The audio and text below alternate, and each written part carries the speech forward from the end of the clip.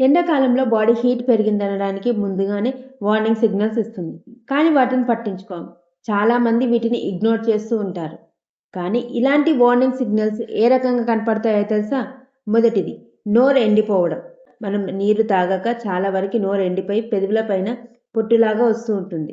రెండవది, తల భారంగా అనిపించడం, తలనొప్పిగా అనిపించడం, ఏదో తెలియని ఇరిటేషన్. మూడవది, మన మూత్రం కలర్ గాఢంగా రావటం. ఇది చాలా మందికి గుర్తిస్తారు కానీ అసలు కేర్ చేయరు. నాలుగవది, అకస్మాత్తుగా నీరసంగా, కోపంగా, వళ్ళు వేడిగా అనిపించడం. లోపల నుండి వేడిగా ఒక సెన్సేషన్ వస్తుంది. అయినా కానీ పట్టించుకోరు. ఇవి చిన్న చిన్న విషయాలు కాదు. మీ బాడీ నేను ఓవర్ హీట్ అవుతున్నాను అని చెప్పే సిగ్నల్స్. కానీ ఎంతమంది పట్టించుకుంటున్నారు?